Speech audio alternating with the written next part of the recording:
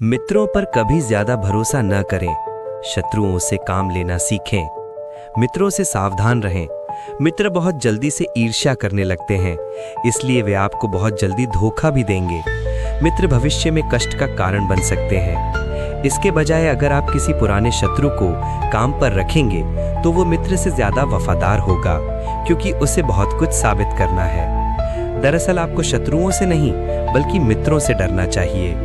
अगर आपका कोई शत्रु नहीं है तो शत्रु बनाने के तरीके खोजें। ये स्वाभाविक है कि जरूरत पड़ने पर हम अपने मित्रों को काम पर रखना चाहते हैं। ये दुनिया निर्मम है और आपके मित्र उसकी निर्ममता को कम करते हैं। इसके अलावा आप उन्हें अच्छी तरह जानते भी हैं।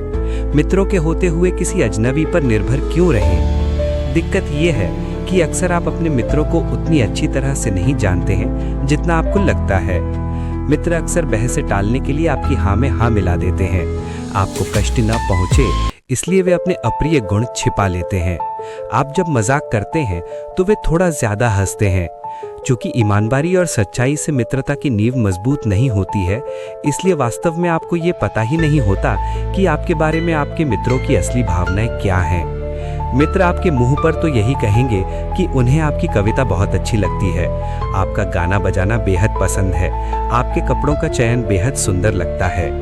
हो सकता है वे सचमुच आपकी तारीफ कर रहे हों, लेकिन प्रायः ऐसा नहीं होता है। जब आप अपने किसी मित्र को नौकरी पर रखने का निर्णय लेते हैं तो आपके सामने वे गुण धीरे धीरे सामने आते हैं जिन्हें उसने अब तक छिपा रखा था। अजीब बात यह है कि आपकी उदारता के इस काम से संतुलन बिगड़ जाता है। सभी लोग ये महसूस करना चाहते हैं कि उन्हें ये अवसर अपने दम बोझ की तरह लगता है। वे जानते हैं कि उन्हें ये पर मिला है, इसलिए आपका एहसान उन्हें योग्यता के कारण नहीं बल्कि मित्रता के कारण नौकरी मिली। मित्रों को नौकरी देने में एक एहसान छिपा होता है जिससे वे मन ही मन परेशान हो जाते हैं। मित्रों का प्रयोग करने या उन्हें नौकरी पर रखने में समस्या ये है कि इससे आपकी शक्ति निश्चित रूप से सीमित हो जाएगी।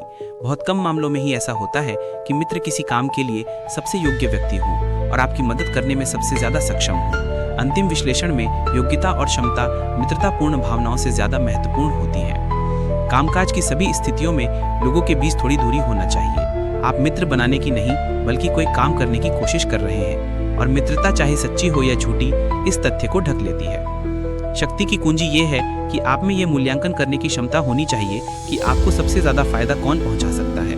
दूसरी ओर आपके शत्रु सोने की ऐसी अनछुई खान है जिसका दोहन करना आपको सीखना चाहिए।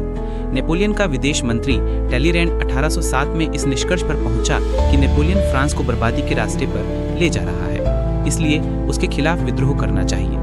टैलीरैंड सम्राट के खिलाफ षड्यंत्र करने के खतरों को अच्छी तरह जानता था। उसे एक साथी की जरूरत थी।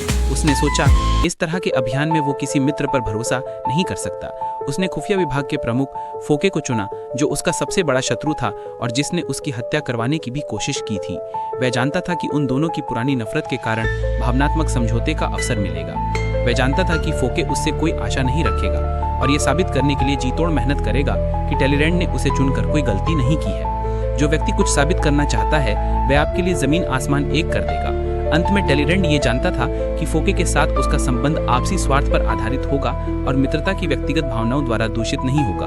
उसका चुनाव सही साबित हुआ, हालांकि वे नेपोलियन को सिंहासन से उतारने में सफल नहीं हुए। जब इतने शक्तिशाली और परस्पर विरोधी दो व्यक्तियों ने मिलकर सम्राट के खिलाफ मुहिम छेड़ी तो जनता ने भी इसमें उत्सुकता दिखाई और धीरे धीरे सम्राट के प्रति विरोध बढ़ने लगा। टैलीरैंड और फोके के बीच सुखद कार्यकारी संबंध बने रहे। इसलिए जब भी मौका मिले अपने दुश्मन के प्रति दुश्मनी को दफन कर दें और उसे अपनी